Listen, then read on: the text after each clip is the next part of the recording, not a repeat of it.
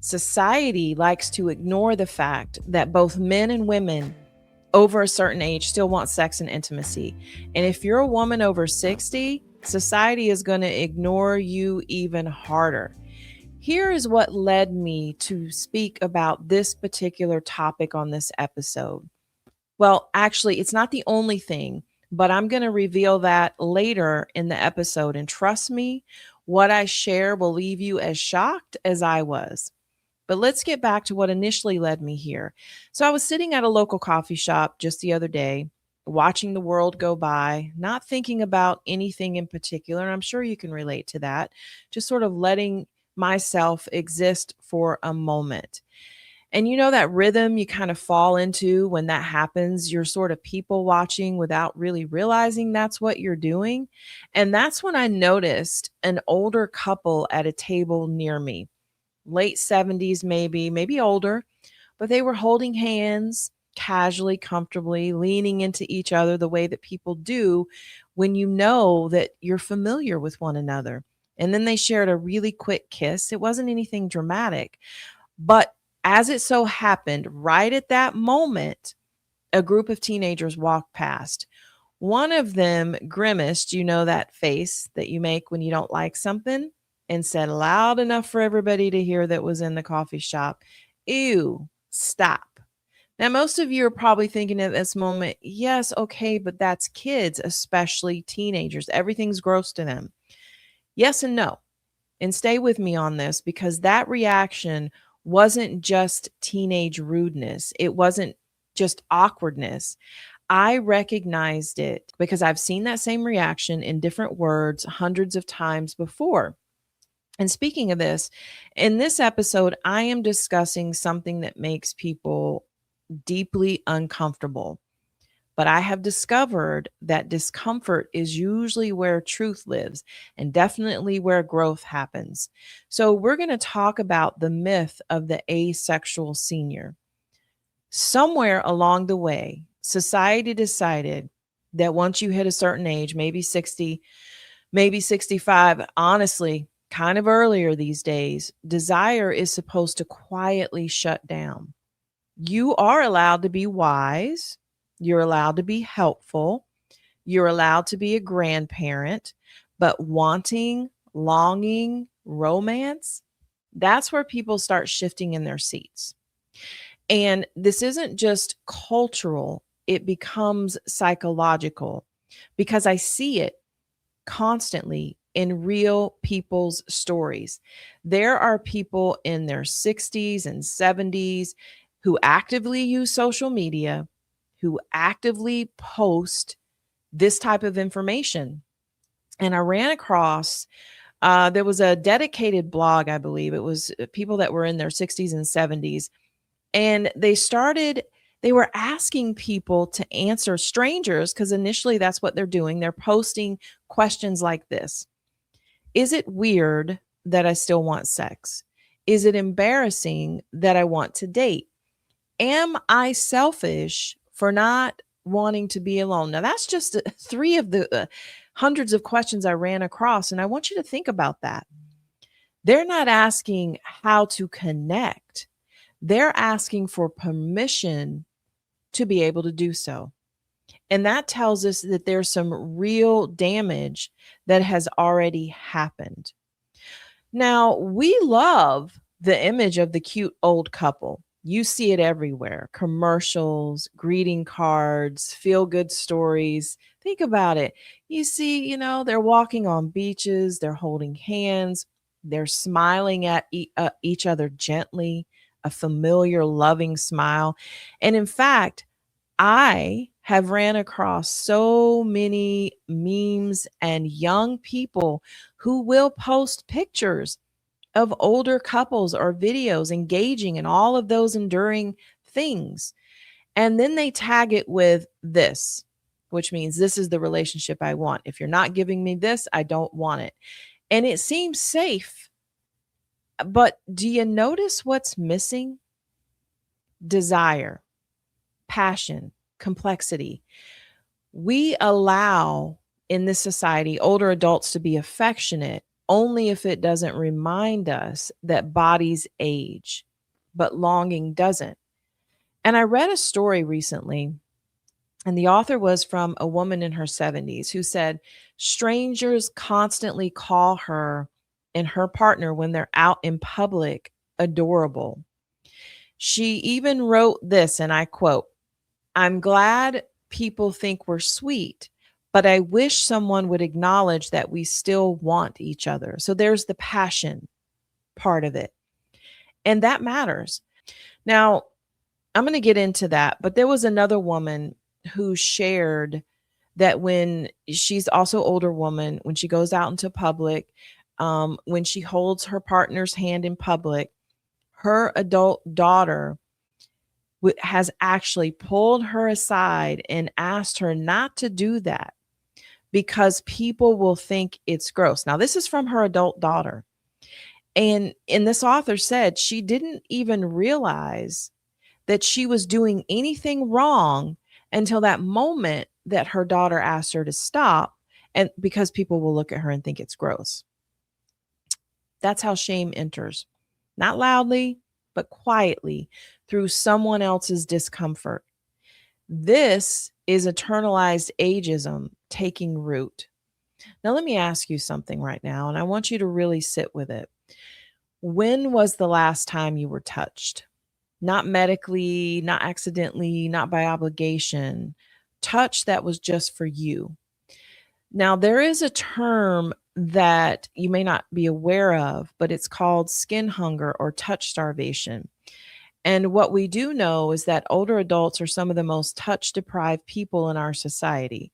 I've read countless stories, so many that sound almost identical. So there was one that I ran across, and it was a widowed woman, and she wrote that no one actually touched her, not a hug, not a hand, for years. And she said she didn't realize how much her body missed it until she hugged someone and literally cried afterward. There was another older adult that said they simply miss being held more than they miss actual sex. We treat this deprivation as normal, just a normal part of aging. We know that I've done countless episodes on this, how our seniors end up isolated and lonely. But it's not part of aging. It's not a normal part. Touch regulates the nervous system, it lowers cortisol, it supports immune health. But more than that, it reminds your body that it exists in some type of relationship. Without it, people don't just feel lonely, they start to feel invisible, ghost like. And that invisibility slowly erodes the sense of self. So, if we go back to that gross ew moment from the teenagers in the coffee shop at the couple, this is what I mean about it doesn't disappear with age or that it's normal. There is another reality here. It just changes voices.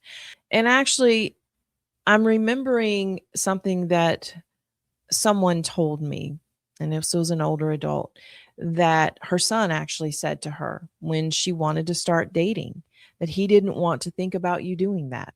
So, guess what? She stopped talking to him about it.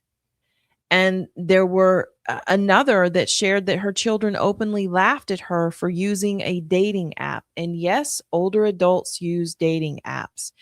And this was a story that I read because she actually wrote about this in detail. And she said about her children, because her children were asking her not to use that dating app. They didn't like it, they didn't want to think about it.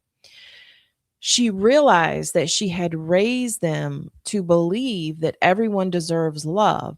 But in that moment, she felt like, well, yeah, everyone except me, apparently. So think about that. Adult children often confuse their discomfort with concern, but discomfort does not justify control. And when parents internalize that discomfort, they begin to shrink themselves, not because they want to, but because they don't want to cause any conflict.